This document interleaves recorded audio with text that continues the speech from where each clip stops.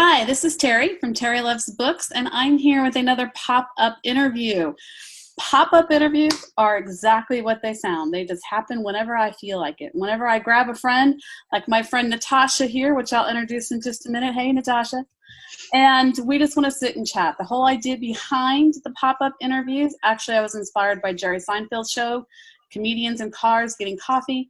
And it just gives me a chance to just talk with people a little bit more intimately, one-on-one, as opposed to in big groups. I tend to freeze up like crazy when I get into big groups. So I'm really happy here. I'm happy everywhere. I have my friend Natasha Jackson, who also goes by the pen name of ND Jackson. And I believe your series, the one that I'm familiar with, is Mustang Prairie. And is there a third word to it, or is it just called Mustang Prairie? It's mostly just Mustang Prairie because that's the name of the town. Okay, awesome. So we're going to talk a little bit with Natasha here. So first of all, Natasha, what are you drinking today? Right now, unfortunately, I just have water. Hey, that's okay. Water is good for you. I've got some hot tea. It's Buddha teas, and it's ginger and turmeric. Mmm. Yeah, it's You're really gonna be good. healthy. Oh, yeah, I try. But what you didn't see is like the 3 Cokes I had before we talked today. Okay. See, that's what you won't see either for me. I have water now, but later I'll probably have a vodka and tonic. Awesome. Well, speaking of later, you're actually in Germany right now, right? I am, and it is 7 o'clock in the evening. 7 o'clock in the evening. And we are taping this on March 19th. So sometimes when I actually post these, it may be several days later. So we're recording on March 19th. So what are you working on right now, or what was the latest thing that you released? My latest release was Second Chance Xmas. It was a Christmas novella, but I'm working on a couple different things. Okay. The 5th book in the Mustang Prairie series. Yeah, it's going to be Kiki, the rock star, pop star, and Eric, the town's temporary mayor. So I'm about halfway through it, but then I got sidetracked writing about Plentiful, which is the town next door to Mustang Prairie. And it's a weird little town where they have a higher than normal number of multiple births, twins, triplets. Yeah. Yeah, I can barely handle the one that I had. I know. But, so I thought it would be a fun little twist where, there are just a lot of twins like in the love story and just around town, because I'm really fascinated with small towns. I'm thinking maybe a Parent Trap situation. Is that going to happen? I feel like you can't do a twin romance without doing a Parent Trap. Yeah, totally. Sometimes I wish I had a twin that could take care of my family and I could go off and have fun and do all kinds of stuff.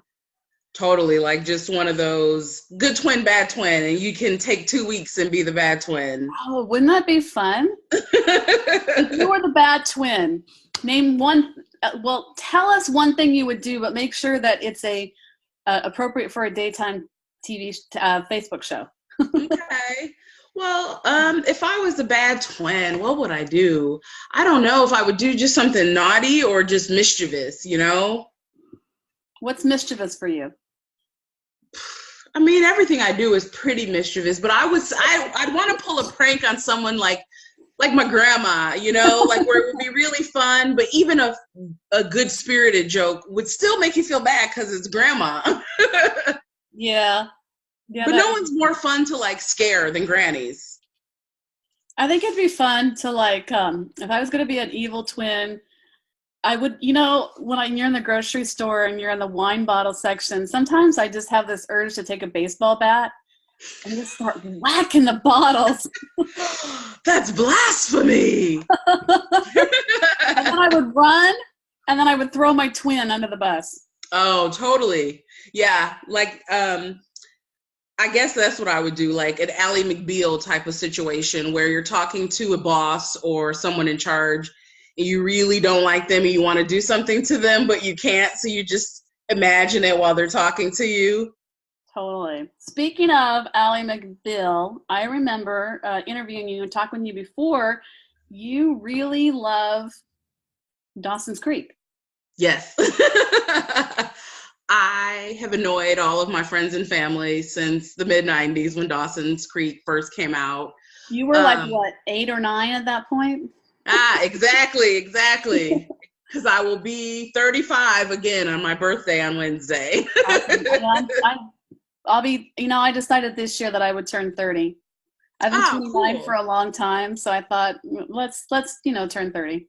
That's cool. I decided 35 was my sticking point. So the world will never know if it's my second 35 or my 15th 35. All right, so Dawson's Creek. Why Dawson's Creek? Um, I I guess that probably started my fascination with small towns because I didn't really grow up in small towns. And they had this huge vocabulary and the whole best friends thing. I think it was just the right time and it really resonated with me. And so it just took on a life of its own. Like Wednesday nights, even in college, I would run home from mock trial and everyone knew that like once Tasha got home and her door was locked, Dawson was on and no one would get in until there was like a commercial break. Who was your favorite character? um, Pacey. Like I want to say Joey because she is, but Pacey is the quintessential book boyfriend, right?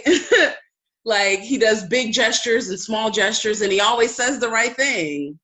Was Pacey the dark-haired kid or the blonde? The dark haired. What's his name in real life? Joshua Jackson. Okay, he went on to star in Fringe. Yes, we love that show. Oh, Fringe was, oh my gosh. So good. I could watch that over and over again. Even when it got like crazy off script, like what the hell are you doing? I still couldn't stop watching it. Yeah, I mean, we recently rewatched it because, I only even gave it a chance because Pacey was in it. Absolutely. And then it was amazing. Absolutely. Well, okay, so speaking of that, all of your stories are contemporary romance, right? Hmm. So have you ever thought about maybe writing something paranormal or urban fantasy type situation? Well, I have been thinking about it lately, but I have to be honest and say that only in the last 5 to 7 years have I really gotten into science fiction and paranormal, and that's all because of my husband. Like he likes Star Trek, Star Wars, all of it. Yeah, see, And I grew up liking all that stuff, so. yeah, I mean, I just was more of just a literary person, you know what I mean? Like not science fiction, just either sometimes romance, but a lot of it was just straight up fiction. Just general fiction, and so also it probably had to do with the fact that my stepmother was really big into science fiction and I wasn't really big into my stepmother. Oh, cool. But I'm enjoying the new Pop-up reboot. interviews and you find out all kinds of things about these people. Okay. Right? I hope she's not listening. No, but I really enjoyed the reboot that we're watching now of the X-Files. And I finished the entire series of one of the Star Treks, the one with Picard. Oh, yes, Jean-Luc Picard. Oh, my gosh. He was like my first crush bald guy. Really? I mean, I had the hugest crush on him, and it just didn't matter that he was bald. I didn't care. And tiny. There's just something about him. Like he's figure skater size, but he seems like he's not. Yeah, my favorite was Voyager with Catherine Janeway. And I think because it was a female captain. Although that one really didn't do well with the fans. So I don't know, but I really liked that one the most. I like the new one too. I'm going to go back and now I have to watch the ones with Shatner is what everyone said. You can't go forward until you watch the originals. Well, Shatner was on when I was a kid, and my parents would watch that. And I had a harder time getting into that one than the other ones. But I could just because I was a kid. Maybe. I mean, I like the kitschiness of it today, but I think if I had watched the original back when I was a kid in the 90s, I'd have been like, oh, these effects are terrible. Yeah. Yeah, well, it's true. I mean, my husband and I were watching Escape from New York about a month ago. I don't know if you've ever seen that with Kurt Russell. Yes.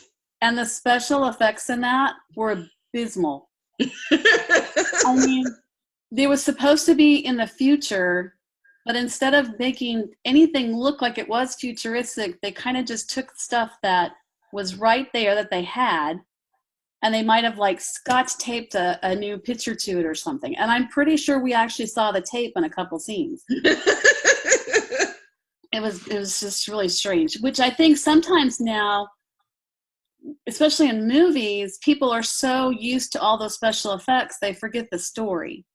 Yes, exactly. But that's kind of why I liked Star Trek, because it was really fun to watch those kind of cheesy, like, oh, the whole ship is shaking. It was exactly. Yeah. But it kind of added to the charminess, because now when you watch it, a lot of this stuff is coming to fruition. So it kind of is irrelevant that the effects are so bad. Absolutely. Absolutely.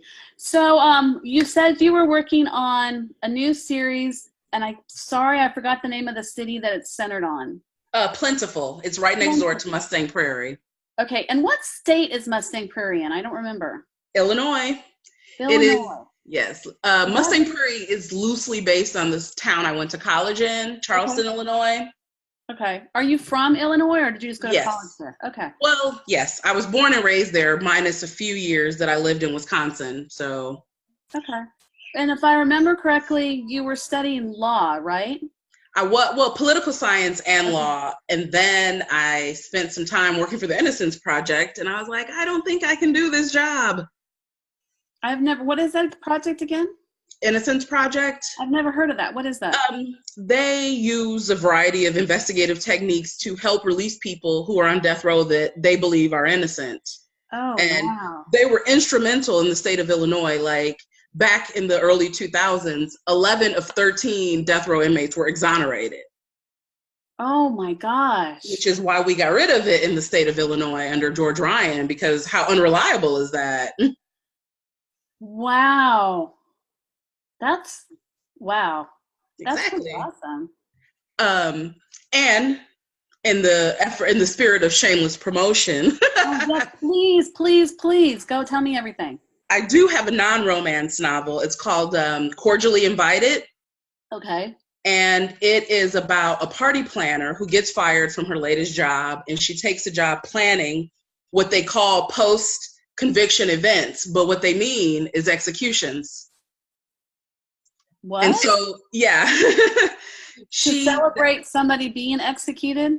Well, no, not celebrate, but because, it's a pretty big gathering when they do happen, though. Lawyers, victims' families all attend executions. Okay. And so it's definitely a satire of it. And because she creates, at first, it's a somber event. Someone's being executed, and she wants to create an event for the occasion. But when you have a mercenary governor who really wants to sell these to the public, then, you end up with these outrageous Gatsby-style events when at the end of it, someone's going to be dead. So it's kind of like Legally Blonde meets Thank You for Smoking. Oh, wow. And is that available now? Yes. Okay. Well, I'm going to put a link to that one for sure. And I'm going to put all your links down below so people can hit you up and stalk you and find out all about Natasha. And I want to thank you for coming. I appreciate it. Oh, thank you for having me. I'm glad we could set this up. And I want to thank everybody for watching. As always, everything I do, I try to make sure that there's one message that I get out to everybody. And I think it has a lot to do with the reason I do that, and it's important, is because it took me so long to learn this myself. And that is, you just got to believe you can fly. And you just got to just step out. You're either going to get wings or a bridge is going to happen. If you've ever seen Raiders of the Lost Ark, or not Raiders, Temple of Doom, the bridge is going to come out and you're going to be just fine. So just take that leap. Natasha, stay on for just a second. I'll make sure and put everybody's links down, or my links and her links down below. If you haven't liked my page, please make sure and do.